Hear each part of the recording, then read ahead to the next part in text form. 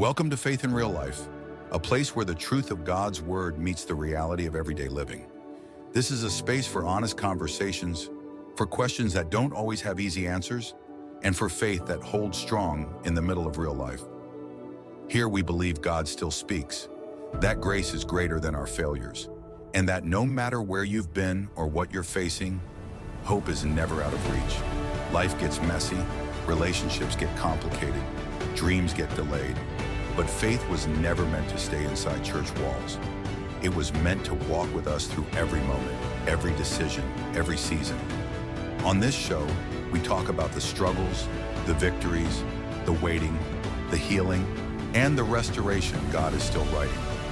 Whether you're standing strong in faith, hanging on by a thread, or just trying to figure out what you believe, you are welcome here. This is a place for real stories, real grace, and a real God who meets us right where we are and loves us too much to leave us there. Now join us as we walk this journey together. Here are your hosts, Austin and Tyler.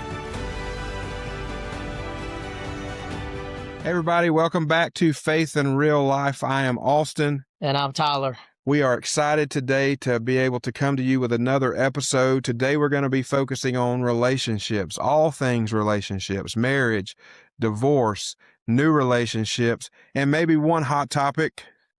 Interracial dating, which is what we see on social media. We see all over the media how the world right now is just so racially divided. Yeah. So I feel very strongly about that specific topic. I think it'll be a good topic, and it's gonna, maybe. Yes. Maybe... I'm certainly excited to cover that one a little bit later on in the show.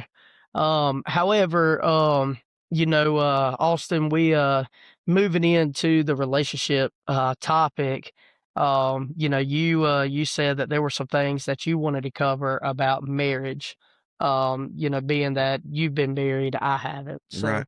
And why don't you share with us? Right. And I'm not here to give marriage advice. I'm not a marriage expert, relationship expert, not an expert on anything that we talk about, to be honest.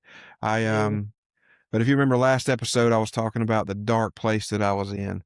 Recently, I say recently, it happened back in September.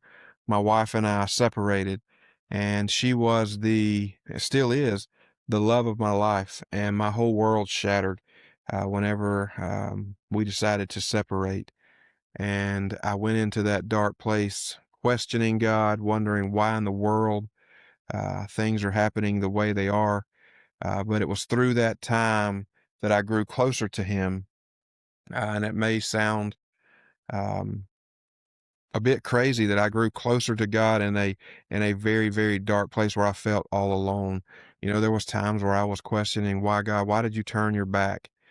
And why did you abandon me? And it wasn't until one night I was struggling real bad. I felt like I was at the end. And I asked the question out loud again, God, why did you turn your back on me? And I don't know what it was. It was a feeling or something inside my head. I heard say, turn around. Austin, just turn around.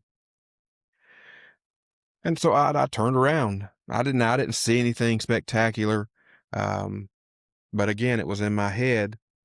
I heard, I'm right here. I've been here the whole time. And it made me realize God didn't turn His back on me. I turned my back on Him. Always. And I felt like I was alone because of the actions and the choices that I made to turn my back on God. And that's what made me feel alone.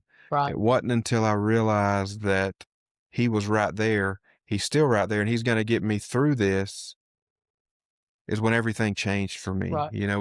I did mess up. I did things that I'm not proud of, never in a cheating aspect or affair type thing, nothing like that. It was just things over time that I did that I had to accept and come to the realization, you know what, I did mess up. I was wrong. And after I realized those things, I can begin to work on myself. And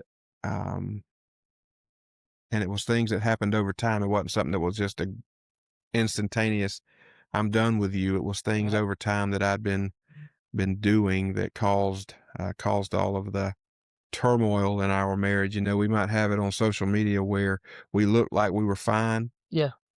We wasn't. Yeah. Um, but that is how it is. I like one thing that you said. You were referencing, that you never realized the mistakes that you made. This is a reference, with Jesus and with God.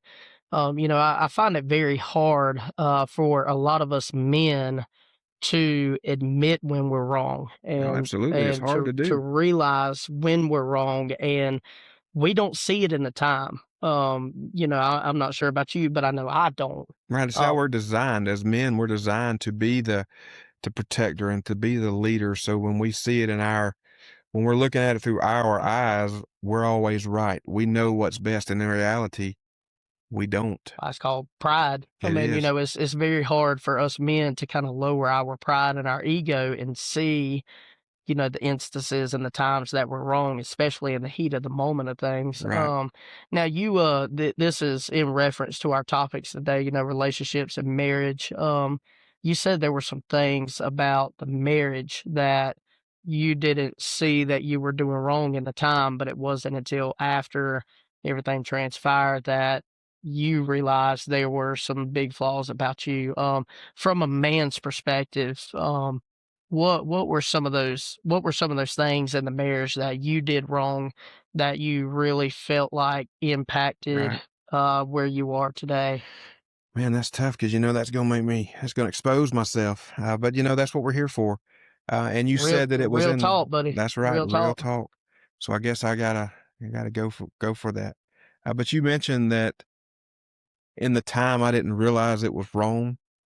If I'm being honest with myself, I knew it was wrong. Mhm. I just didn't want to admit it to myself. But the first thing I didn't I didn't treat my marriage as God describes in the Bible. You're supposed to be the head of the house. You're supposed to love your wife as God loved the church. I didn't do that. I put my wife on a pedestal to where she thought she had to live up to some standard that really she didn't have to. She became my addiction. Mm. I treated her more like an object, I guess you would say. I valued sex a whole lot more than I valued her as a person.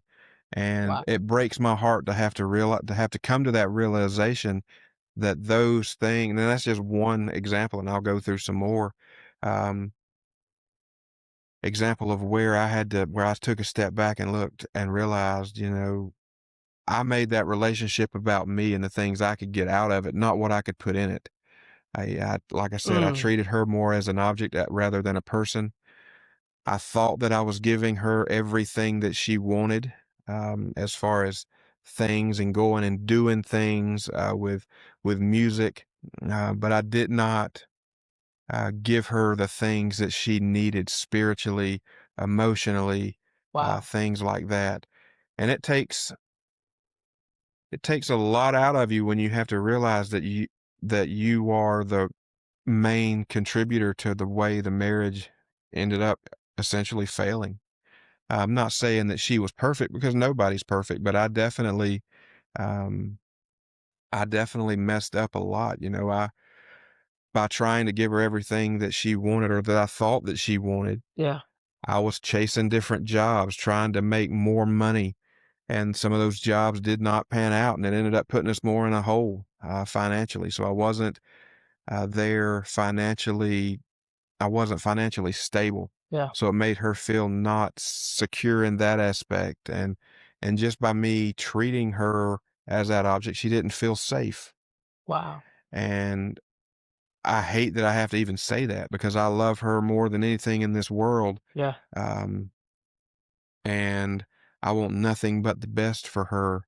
And even dating, I was always telling her, you deserve so much. And I thought that I could do that, Yeah. but I was looking at it of what I can give to her as far as the things that I thought she wanted: music, travel, um, money. And it was all, and I wouldn't say it's all a show, but it was all for what I could get out of the relationship. Yeah. Because I valued sex way too much. I valued that over my relationship with her, where to the point where it became more of a chore for her to do that stuff. But the thing is, not only in marriage, but in relationships and dating in today's time. I mean, young, middle age, old. Sex is a big problem in the dating realm right now. Well, that's all you It see on it is TV it or is internet. That's definitely an everything. idol. Right. It is very easy to idolize sex over the person that you're with. Well, that's all we see. Like I said, it's all you see on TV, all you see on social media. Oh yeah, I mean, I mean, it's looking at cooking everywhere. recipes, watching these people cook and then just scrolling, and then next thing you know, there's, somebody shaking their butt on the beach next Right. to a boat, in a bikini. You're like, well, Right. I mean, it's readily available to you. It's one of those sins that's disguised as something that's pleasurable. It is, and don't get me wrong, it is pleasurable. oh, I Um, mean, but it every sin that we're not intended to, be a part of is desirable. I mean, absolutely it's flashy, it's catchy, right. I mean, that's how the devil uses it to That's right. And grab our attention. I mean, it's something that feels good. We want it, we desire it, we yearn for it, and that's where it becomes the problem for us that's as right. men and us as Christian. And then it does nothing but just shatters your life around you You're and right. the ground that you're standing on. I mean, it'll wipe that platform out from right up underneath you. You're right. And I'm glad that I was. And I. This is going to also sound crazy that I'm saying. I'm glad this. I'm not glad it happened. But if anything good comes out of it, is I've realized my mistakes. I know the mistakes not to make, and I'm still hopeful. God didn't design marriage for it to be ended in divorce. He hates divorce. He hates the act of divorce. He still loves the people involved, but he hates the act, which is why I think the Bible expresses um, very clearly that there's only really two real reasons for divorce, and that is sexual immorality and a believer and a non-believer in a relationship, and the non-believer just absolutely does not want anything to do with the marriage, and then you could get out of it biblically and in God's eyes. But anything else, I do believe that Being it, equally it yoked. right, you got to be equally yoked. Anything other than those two things can be reconciled, and I do believe God wants that to happen. But irregardless of my situation, if it doesn't, I still love Brittany. It's a little late now to um, say that I did cherish her, because I did. I just didn't show it the right way, Yeah. and it sucks because I want nothing more to spend the rest of my life with her. Yeah. So if I could give anybody any type of advice that may be going through something like this, just keep God first, trust Him, and in His time, everything will work out for your good. It may not be the way that you think or the way you want it to, but it'll work out. But treat your partner the way that God wants you to treat them. Treat them the way you want to be treated, and not go into a relationship selfishly what you can get out of it. Go Yeah. into a relationship with the mindset of what can I put into it so that we both get the most out of it. Right. Right. Uh, Absolutely.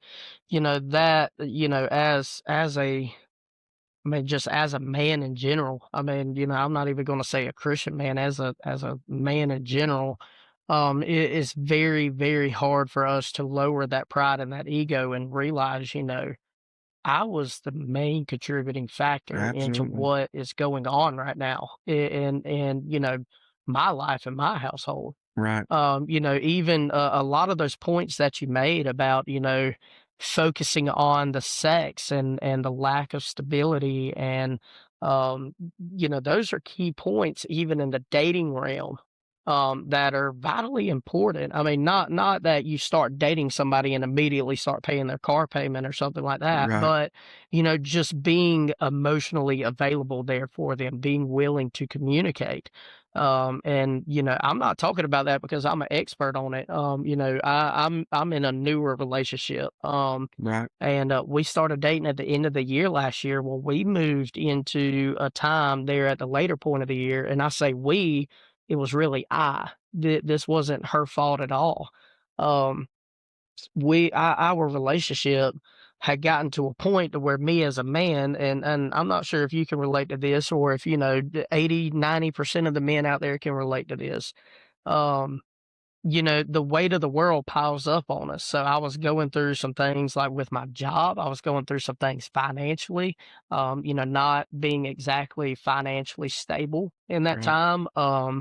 And our relationship wasn't on the best of terms. Now she was trying, and in that time I just couldn't see that because communication, and I'm not sure for somebody like you or like for others out there, but communication is a little hard for me.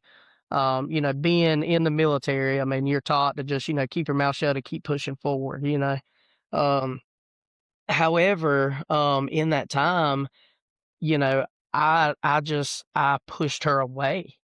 I treated her unfairly, and I mean, pretty much in a summarized sense, flat out just told her that I didn't want this anymore. And it was very gaslighting and narcissistic of me the way that I handled that Right. situation. Because she was attempting to communicate with me and tell me, you're not emotionally there for me. You're not doing this. You're not doing that. Well, what's the instant reaction, the defense mechanism that we all have within us?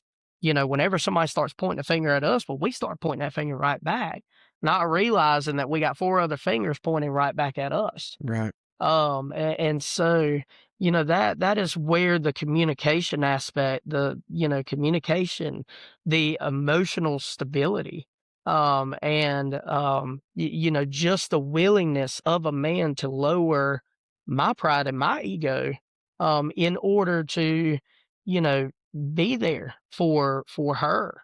That's really where, I tell this as a joke, but whenever we did split up, it took 2 days. The first day, I tried to play it all off, like I was okay, I was gonna make it. Well, then that second day, boy, I sat at the house. I was like, oh man, I this done house ain't a messed up home no now. more. What in the world? I've lost the best thing that's ever freaking happened to me. And so, like a old dog that ran away for a couple of days, you come back with your tail tucked between your legs. And, and I told her, I said, you were absolutely 100% right about everything that you said about me. Right. And like that is a hard pill to swallow, as a man. That Right. is a real hard pill to swallow because it's like, and 90% of the time, and I'm probably gonna catch some grief from this from a lot of the men out there, but buddy, 90% of the time the women are right. I mean, we don't want to admit it, but I mean, women really, I mean, they really are smarter than what we give them, and They are. but we just as, and this is where it ties in as a Christian man, is being able to humble yourself, Right. and being able to pursue the relationship as God intended it to be, and as God intends for us to do. Mm. Keep Jesus at the center of it. And I mean, we're all not perfect, because like you said, I mean, s- sex. I mean, it is very hard whenever it's just the two of us, alone together. Right. To be alone together and not want that. And that's just the truth. And that is things that need to be made aware of. In today's dating world, especially for this younger generation. I mean, I say younger now because I'm fixing to be 30 in 2 days. Yeah, man, you So still. I get to use that term, loosely now, the younger generation. They need to be made aware of these things, because the dating world isn't what it used to be for our grandparents and our great grandparents. There is no more laying the jackets down in a water puddle for the woman to step over. That's right. Flowers aren't, just a random occurrence in a lot of relationships. There are still good relationships out there. I see Oh, them. for sure. But like just doing simple stuff, opening up the car door, seeing her a random text of appreciation for no reason at all. There doesn't have to be a reason. She is the reason. That's And the fact that she brings out the best in my Christian walk, because I mean she'll straight up tell me sometimes, like last week, I mean I wanted to drink. There was a time that I wanted to go get me a bottle of vodka and drink. She, are you sure that's the best idea? So that is what is intended, is for somebody to bring out the best in your walk with Jesus. right. And doing those devotionals, going to church together, dig in the word together, pray over each other before you go to bed at night, stop and pray over each other. God, I thank you so much for this woman that you put in my life. I pray that we both be equally yoked, Lord. Guide us in this relationship. Hold us dear and close to you. I'm finna catch the Holy Spirit right now just Right. talking about it. But um, a lot of those flaws that you admitted are flaws, even in a new relationship as a man, that kind of take over. And you got to carry those through, because it's easy to do those things that you talk about in the beginning, because you're trying to win that person's affection. It's easy Right. to open the door, to send the flower. I did all of those Oh things yeah, yeah. while we were dating. Before we started But don't dating, let it die I out. did all of those things. Over time, those things just fizzled away. Life happens. You get Right. kids come into the mix, and I'm not blaming my kids on any of it, because Yeah. they're the best things that's happened to me also. But Well, life gets busy. that's right. You forget that you're still there for that person. That's right. You and your wife are the most important relationship in that family. Yeah. Put your person first, and then all things else will fall. Well, put Jesus first, and then them second. All things else will fall in place. Right. Well, you guys, you get married and you were one. I mean, we DJ weddings on the weekends. I've DJ'd over the years. I mean, I would feel comfortable to say over 200 weddings. And I mean, you see it whenever they stand at the altar, two made one. I mean, they join hands. They do the unity ceremony where they light the candle. They become one. You become one. One household, one financial, plan. Some people keep separate banking accounts and stuff. Completely up to them. That's their marriage, whatever. Right. But I mean, everything that you do, you've got to consider your other half, Right. and don't let it die out. We call it the puppy love phase. Everybody goes through it. Just like what you said in the beginning of your relationship, buying the flowers, opening up the door. It happens to me too, it happened with this new relationship. I portrayed myself in, who I am by giving her flowers, sending her random texts of appreciation. But whenever life gets tough, that just It just fades. fades out. It dies out. It does, and that's what makes it. That's what makes it challenging. I mean, marriage and relationships aren't easy. That's right. You're gonna fuss, you're gonna argue, but at the end of it, if you can come back together as one, as intended, um, I believe it'll all. I believe it'll all work out. Right. Absolutely. And don't get me wrong. I still struggle. I'm not sitting up here happy all the time that I'm single or Yeah. ish, um, because I can't stand that. But going back to wedding DJs, I can count on maybe one hand the number of weddings including mine, the number of weddings I've been to prior to my separation. And God can use anything to help you uh, realize your flaws Yeah. and help open your eyes to the things that you've done wrong. It wasn't until after my separation I started, going, and I use DJ lightly because I am still learning and I am still very, very new at that. We just got to get you So dancing on the I dance call floor, man. myself, well, no, I'm not going to dance either because I'll blow out a knee like you did the other day. But he used that to, after my separation, I started DJing weddings. And I'm like, God, that's a sick joke. Yeah. I'm separated from my marriage, and now I'm going out on the weekends to different weddings and having to watch all these people at the happiest day of their life. But watching each one of those different ceremonies and listening to their vows and seeing how happy they are, I would make it a point to go up to the bride and the groom and just congratulate them and tell them, hey, it's all fine and good right now, but don't think that it's going to stay this way. Not trying to be a Debbie negative Downer, but to let them know. There we go with Debbie again. But Sorry yeah, if your name is Debbie. not being that, but it's not going to always be perfect. Right. And you're going to have times where you're going to argue. It's going to be okay as Yeah. long as you've got Jesus in the middle and y'all can both go your separate ways if you have to go on your own quiet time. And that was something I couldn't do. I wanted things to be fixed right now.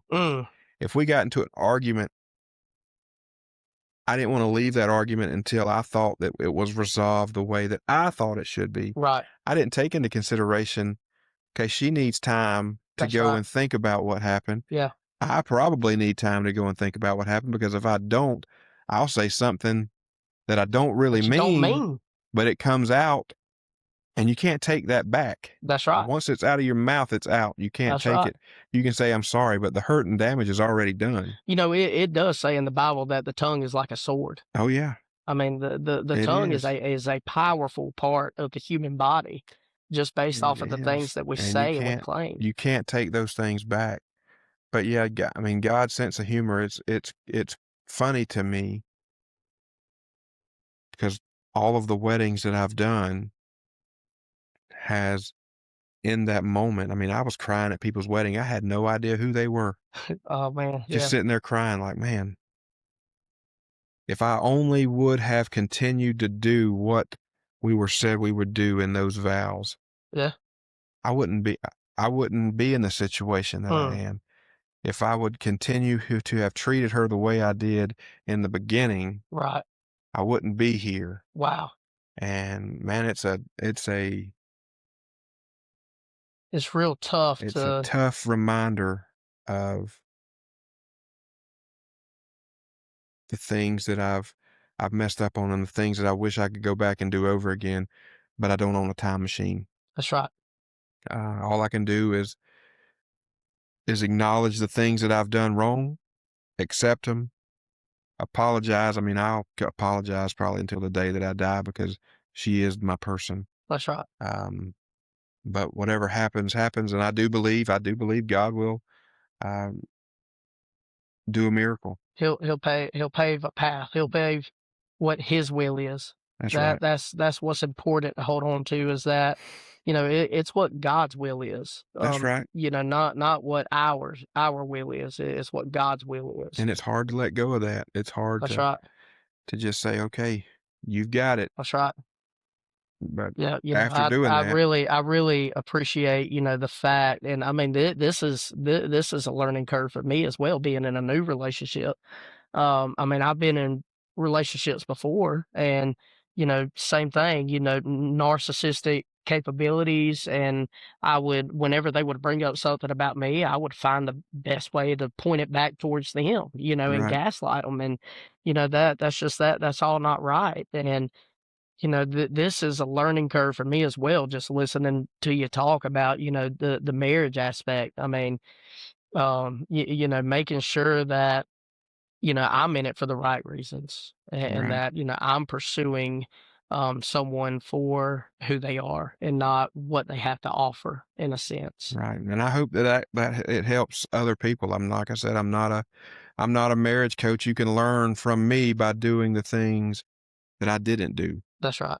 That's right. And I'm Man. more than willing to talk about it to anybody. Yeah. And I'm sure Yeah, there's a lot it's more. definitely a topic that, we can just keep going on and on about. Right.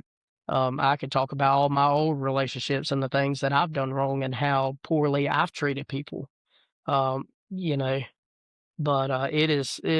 is why we picked out, these certain topics Right. to discuss, and for people out there, that are going through things that Austin has been through, going through a new relationship. And I mean, even this is just a man's perspective. Um, I'm excited to be able to bring some godly, influential women onto the show and hear some of their perspectives on some of these topics as Right. well. Um, it is good what the Lord can do for us. I mean, whenever we're so unworthy, Right. so unworthy. As I've said before, like last week, I mean, I wanted to go and drink one day, and last week I did go and drink one day, and she doesn't judge me because of that. She Right. doesn't hold it against me, and that's so good. Because in today's society, me being and claiming to be a Christian, if somebody were to see me out drinking, instant judgment. Correct. Instant judgment. Oh, that's the guy that got baptized, back in October. What's he doing with a drink in his hand? Stuff like that. Mm, But that is good, and I really appreciate you being so willing to humble yourself and to show and to share with me and people out there, some of the things that you see that you've done wrong. it's tough, but it's part of my healing That's right. process. That's right. Anyway, Now we get to talk about the really big topic, and this is a topic that I'm so emotional I about. know you get excited when we start talking about it in preparation. Man, it is a topic that I get so emotional about, and you too. I mean, you get emotional about it as well because you are a father, I'm not. So, Right. and that topic is interracial dating. Right now, this country is just so racially divided because of social media, the media, and the fact that we live in South Georgia. And growing up in South Georgia, a lot of the households, you're taught to date within your color, Right. you know, I know I but was growing up. That was the but norm. the main question that we've always asked ourselves is, is that biblically correct? Absolutely not. And the honest truth is, and you made the comment, I'll let you say, your comment that you said to me about, your child, and Right. the fellow that, you want her to have. Right. I mean, you asked if it was biblically correct, and the answer to that question is interracial dating okay per the Bible? And absolutely it is. The only thing the Bible discusses is being unequally yoked, and that is a believer versus a non-believer. It has nothing to do with the color of your skin. Mm.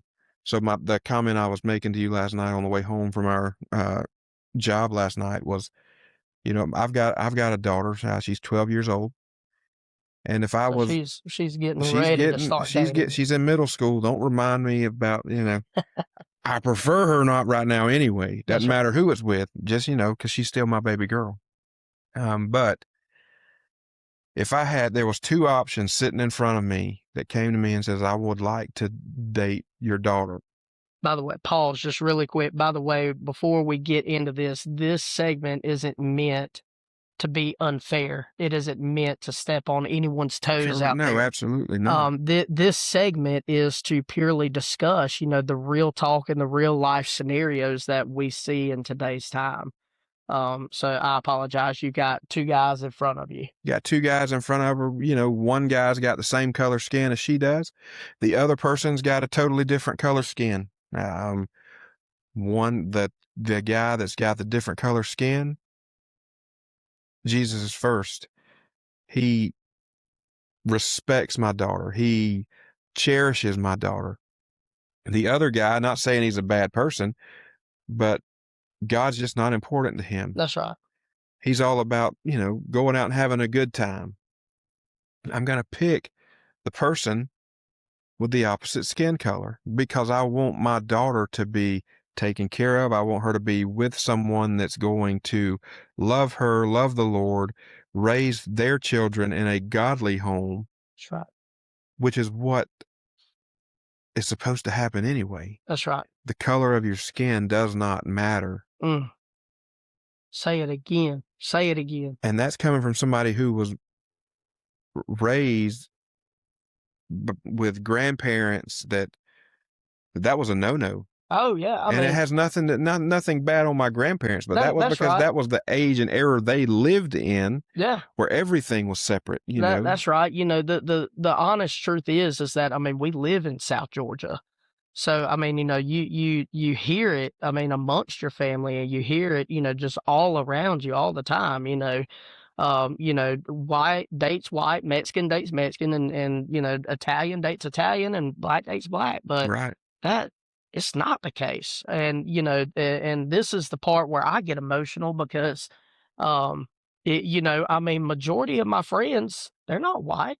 right, You know, I've got Mexican friends, I've got my Italian friends, I've got my black friends, and all of my friends are respectable men and women. You know, I mean, I've got a white buddy of mine that dates a black girl, and I mean, they have a great relationship. You know, I mean, they go to church together, and they go and travel and go see all these things, and they get along, and it's great. You know, right, and you know, they defied the odds growing up in South Georgia in the way that, you know, South Georgia teaching and upbringing has taught people, and you know, just all around just judgment from, you know, everybody. Because, you know, and I got to talk to one of my buddies, and, you know, I was asking him about, you know, what's your experience with dating white women? Dude, he told me some horror stories. I'm sure. I mean, he told, and I was like, can it be so real that, you know, somebody's mother and father can have so much hate towards somebody just because their skin's a little bit darker than mine? Is that it just it baffles me. And these are the same parents, and these are the same people that are in church on Sunday raising their hand to the worship song. You know? It's sad. Go ahead and put that hand back down, because you're not living according to what the Bible's teaching. That's right. And you're not raising your kids in a loving household. You're raising your kids in a household that, you know, is starting off with the teachings of disliking people, hating somebody. And I mean, you know, everybody has personal preference. Right. That's their opinion. Everybody's got an opinion. But that doesn't mean that that opinion should take your feelings and your emotions and cause it into anger and disgust and, you know, just all of these things against somebody just because, you know, their skin color is a little bit different. You know, I've had it happen to me. You know, hanging out with one of my friends and ended up going over to her parents' house, and, you know, they were like, "Hey, well, you know, what's this white boy doing at my house?" You know what I Right. I mean? mean, But it doesn't matter. right. It doesn't matter, because at the end of the night, we still had a great time, a great dinner, all, you know, great time. And you know, that's what the world needs to see more of today. It's almost like I wish we could go back to our kids' version of ourselves, where you don't see color as a kid. You just see, hey, that's my friend. That's my friend. You know, you see all You these don't see that. videos. It's stuff that they're learned, that we, not you and I, but as in general, in public, we teach them, hey, you don't need to do that. Mhm. Why? Why are we doing that? Yeah. We're all one. We're all one race. We're the human race. You know, Mhm. we all started from Adam and Eve. That's right. So it's something that I don't understand. Yeah, and I mean, you know, and the media right now is just what is causing all of this racial divide in our country. And, you know, and again, you know, like it's dominantly white and black. That's dominantly what you see on the media about, you know, these crimes and these, you know, just racial indifferences. Right. You know, when's the last time that you've heard an instance on the news about a Mexican and an Italian? I don't think I've ever heard that, to be honest. No, you haven't, you know. And I mean, you know, and it's so sad that, you know, our country hasn't developed into a country of love, you know, for each other. Right. And to be able to say, you know what, you're my brother because you like Jesus the same way I do. That's right. You know, I mean, parents are out there, I don't know, that guy, that Hispanic boy that's hanging around my daughter, I don't think I like him. You know, does that Hispanic boy know Jesus? Have you even taken the time to Hey, ask that boy if he knows who Jesus is? Have you taken the time to get to know that boy? You know, I mean, even if you have a son and he's dating Persian girl, with olive brown skin, have you taken the time to get to know that girl? right. It's sad. Um, And I'm sorry, I know I'm taking over the conversation, no, but and I you're I good. get And so emotional about this because I've got friends everywhere, and I mean, I've got friends that are girls, friends that are guys, I've got friends that are Italian, I've got friends that are transgender and gay. I love them all. that's all that's what you're supposed to do. Love I them all. I love them all, and everybody else should too. That's right. I mean, and Like the I, last episode that we talked about with, some church hurt, do gay people belong in church? Yes, well, absolutely absolutely they do. they do. Church is a hospital for sinners, not a museum for saints. Man, So everybody belongs in church, no matter what their personal life sins are. It's easy to judge somebody when you can see the sin on the outside. that's right. But I don't know if you're struggling with porn addiction on the inside. I can't see that. You can't see that if I'm struggling with that. That's right. So just because you can visibly see somebody's outwardly sin to try to make you feel better by calling it out and Mhm. saying that now they don't belong here. Yep. They belong there just as much as you do. If not, I wouldn't say if not more, but they belong there just as much as you do. And what I was trying to say is you may belong there more for the hate If you and have the a problem with somebody being, right. at church or somebody saying that they believe, if you have a problem with something like that, Then you need to be there you more. got a You need to problem be on the within front yourself row. too. Right. And that's what Yeah. I was trying to say whenever I said that. It came out the wrong way. That's right. Uh, And the thing is, if people, if gay people are welcome in church, and Italian people are welcome in church, and white people are welcome in church, and black people are welcome in church, they're welcome in your home too. And I mean, I don't care if I anybody don't out there disagree thinks with that differently because than that. I don't disagree with that because you're showing them love, Yep, which is what Jesus showed everybody. I mean, Jesus didn't hang out in the that's right. temples. He hung out in the slums. That's right. He was at the fishing docks, Right. which, I mean, back in the day, that was like the worst place, I That's mean, right. people cussing, spitting, dipping, I mean, whatever, You were to go and make a difference and show them. You call out their sin. That's fine. Right, You don't judge them for it right. because you've got, like you said, your point. You're doing this. You shouldn't be here. But look, you got those fingers pointing right back at you, Mm-hmm. and there's more than one pointing at you. Versus just one that's pointing at them, Right. buddy. So, I mean, It's real life, everybody belongs there. And if you go, and if you find a church that says they're not welcome, you might as well walk around. You might as well turn around with them and walk with them, Mm-hmm. and y'all go find somewhere together. That's right. That's right. But that's I feel very strongly about, some of these points that we made today. And, this is stuff that people need to hear. Because these are real issues in today's time, marriage. There's issues with marriage in today's time. There's issues with, relationships in today's time, new relationships. And, there's issues with,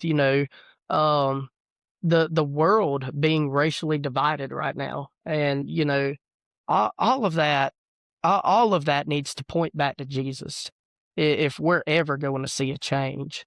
right. And in our personal lives too. I mean, we all need to take a step back in our personal lives and just say, am I honoring God the Father, God the Son, and God the Holy Spirit with what I'm doing? And it's the way that I'm teaching my kids not to like, this boy on the playground, or to go swing on the swing with this boy on the playground because he's an Italian guy. Is that showing love? No, it's not. No. And you're not teaching your children how to show love. So, with that being said, guys, we want to hear some of y'all's points. We want to hear some of y'all's questions, some of y'all's comments and concerns that we can bring up on this show. As you've said, this show is an outlet. It is. We want you to be just as much a part of it as we are. We enjoy talking to you, Yes.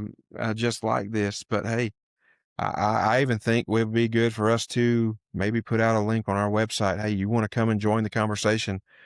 Put your name, put your contact information in, what you'd like to talk about, and we'll bring you on, and you'll sit right here in our love seat. I like that, the love seat. And then we'll add a microphone, and you can be a part of the conversation too. I think that would be Absolutely a good idea. And it's the love seat because anybody is welcome. Anybody is welcome. I don't care if you're an atheist. I don't care if you're a Buddhist. I don't care if you're Mexican. I don't care if you're gay. I don't care if you're white. You're welcome in this seat. And we want to hear from y'all. That's right. We want to have real, honest conversations, and we want to have those conversations with you guys, not just through comments on Facebook. Come and sit down on our love seat and let's chat. I actually forgot to tell you, I did get an email today on the way back from Valdosta.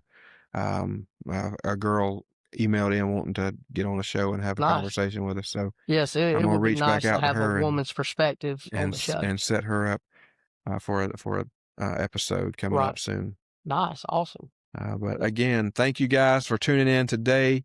We will see you on our next episode. We hope you liked this episode. Yes. Don't forget to share it. Follow us on Facebook, YouTube. Yes, and give us your guys' input, please.